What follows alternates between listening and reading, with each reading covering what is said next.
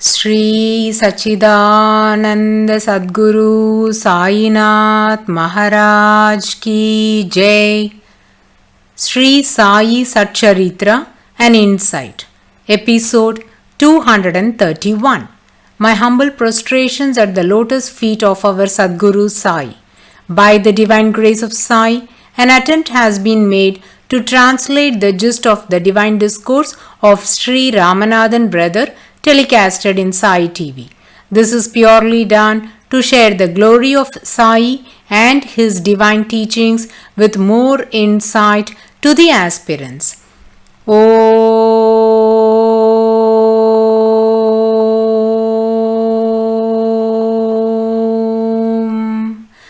Gurur Brahma Gurur Vishnu Gurur Devo Maheshwaraha Gurur Sakshat Parabrahmam Tasmai Shri Gurave Namaha. Devotees, we have been heeding in detail about Raghuveer Bhaskar Purandare, one of the most fervent devotees of Sri Sai Maharaj. We closed the previous episode with the narration of the divine sport of Sri Sai Baba in securing the job of Purandare and bestowing his grace upon him by granting a double promotion at his workplace. In continuation to this, let's listen to a couple more astounding leelas that exhibits how Purandare made himself befitting to receive the grace of Sri Sai Maharaj. Sri Sai Baba always yearned for loving devotion and every cell in Purandare's body was filled with it. Sri Sai Maharaj's longings were fulfilled by Purandare. Sri Sai Baba's eyes lit up the moment he saw Purandare, and with great excitement he would greet him. Devotees, we knew that Purandare was very eager to visit Shiradi. The moment he gets a thought to see Sri Sai Maharaj, immediately leaving his work aside, he would start to Shiradi. Similarly, once while he was working at Borivali, which was approximately 29 kilometers away from his home at Bandra, every day he commutes to his office by train. That day, he decided to go home and then immediately proceed to the railway station and board a train at Kopargaon. During his travel home from office, he felt sleepy and fell asleep in the train. At that moment, he had a dream vision in which Sri Sai Baba appeared and threatened him thus. Bhav, what are you thinking? Have I desolated you? Why do you often come to Shiradi? You don't have to come. If you happen to do so, then I will thrash you. Purandare couldn't comprehend this dream vision and the assertions of Sri Sai Baba. He felt sad that Sri Sai Maharaj was not entertaining his visit to Shiradi. Thoughtful of it, he went home, and the next day, as usual, he came to office and just then realized that the labor union unanimously decided to go on a strike. Those who failed to report to work on that day were considered to have participated in the strike, and severe action was taken against those employees, whereas all those reported to work were out of trouble. By the grace of Sri Sai Maharaj, Purandare was also one among them.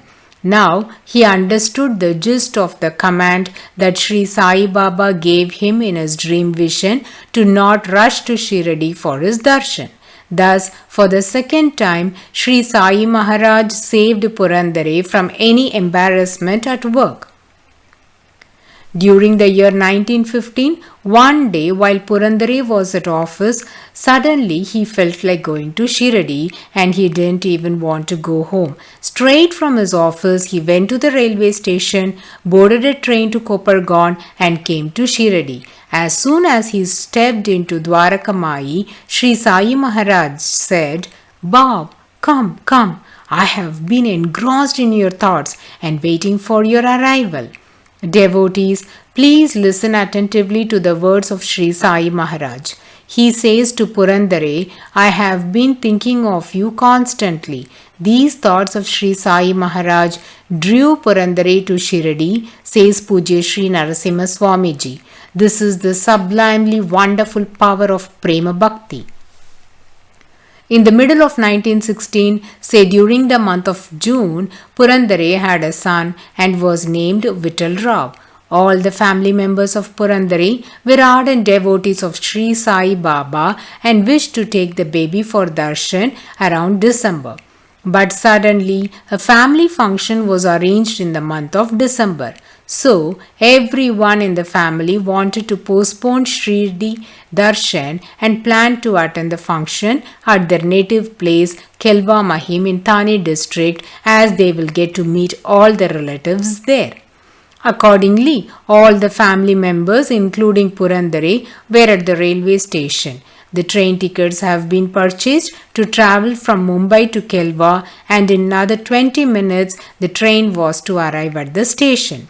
Suddenly there was a change in Purandare's thoughts. He dropped the bags in front of his wife and mother-in-law and said, I need to go to Shiradi, so you all proceed with the journey as planned.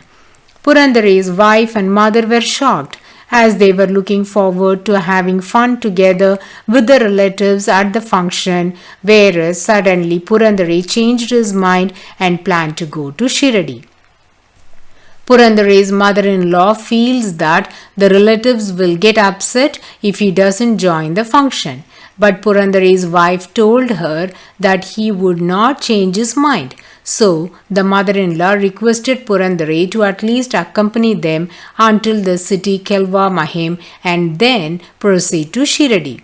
But Purandare is a very stubborn person, especially with matters related to Sri Sai Baba. He would never give up. His decision is final. He handed over their baggages, tickets. Meanwhile, the train to Kopargaon reached another platform in the railway station. Purandare noticed and ran to the spot and boarded the train. He reached Kopargaon and had to hire a tonga. Purandare was very familiar among the Tongawalas as he was a frequent traveller. There was a Tongawala named Hassan. He became closely acquainted with Purandare. Seeing Purandare, he said, Bob, good you have come. I was wondering how to pass on the message to you. Sri Sai Baba is not doing well and Radha Krishna Mai is bedridden. Are you aware of this? It has been a regular practice of Purandare that during his journey from Kopargaon to Shiradi, he would always talk about the great services that Sri Radha Krishna Mai did for Sri Sai Maharaj, whom he considers as his guru, and about the glory of Sri Sai Maharaj. So Hassan was very familiar and had high regard for them. Devotees, both Sri Radha Krishna Mai and Sri Sai Baba were longing for Purandare's arrival. This longingness drew Purandare to Shiradi. Purandare was anxious and was chasing Hassan to drive the tonga faster as his heart was throbbing to see them. As soon as the tonga stopped in front of Dwarakamai, he jumped out of it and ran inside. Sri Sai Baba was surrounded by ardent devotees. They were all worried as Sri Sai was very weak, lying with no energy even to move his limbs. He was asthmatic and that caused difficulties in breathing. Purandare, looking at this, expressed an outburst of sad emotion. Sri Sai Maharaj, on seeing Purandare, felt extremely happy and was overwhelmed with joy seeing his love for him. He said, "Oh Bab, you are here. Good you came. Have you been thinking of you? I am overjoyed to see you." Purandare cried out, "I am not happy to see you in this health condition." Sri Sai Baba consoled him, saying, "Bab, you don't worry. I will be fine in a couple of days. Whatever I am enduring is given to me by Allah, and I will deal with it enthusiastically. Whatever is bestowed by God had to be accepted gracefully without grumbling or grief. Sri Sai Maharaj was proficient in adopting this principle in his day-to-day life during his tenure in Shiradi. This great perspective towards the challenges of life itself is one of the highest spiritual sadhana. The same philosophy has been penned out by Sant Kabir in various dohes. This spiritual practice can be mastered only by the one who is the epitome of patience. Though Sri Sai Baba tried to console Purandare, the latter was overcome by emotions and became speechless. Despite these health challenges, Sri Sai Maharaj didn't stop any of his routine activities. Though food was provided to him at Dwaraka he didn't want to stop the routine of going on begging rounds, hence tried his best to follow the schedule. Sri Sai Maharaj was unable to even move his limbs, still desired to keep up with his regular duties.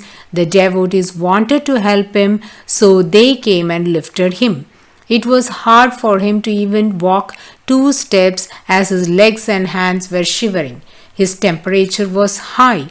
This was an intolerable scene for Purandare. So he said, "Baba, you please sit on my back. I will carry you and you can take your bhiksha." But Sri Sai Maharaj didn't agree to that. Instead, made tottering steps and went for begging alms. After coming back to Dwaraka Sri Sai Maharaj became extremely tired. He just ate a couple of grains from the food, begged. The rest was distributed as consecrated food to the devotees. If this is the case, then why should Sri Sai Maharaj go for begging alms with this poor health condition?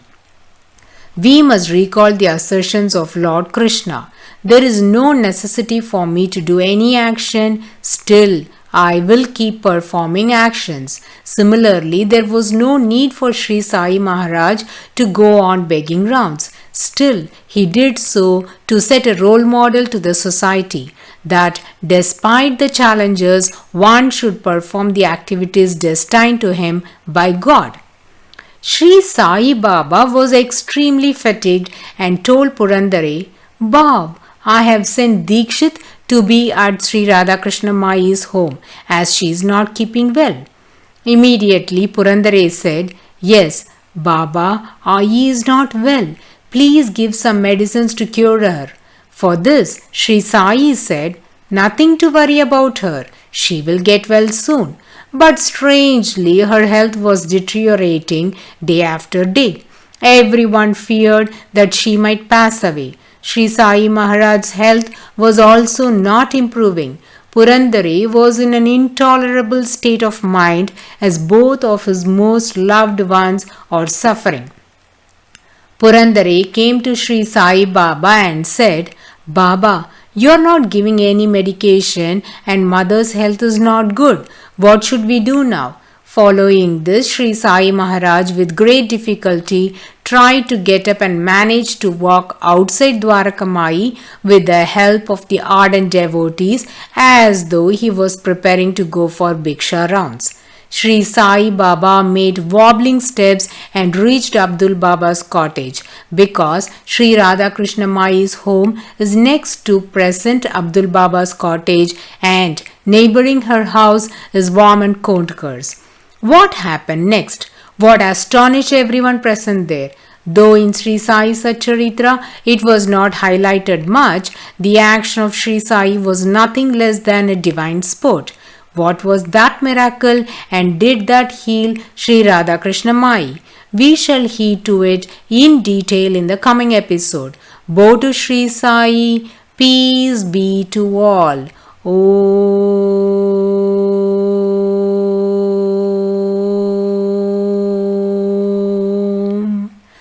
Sai Ram.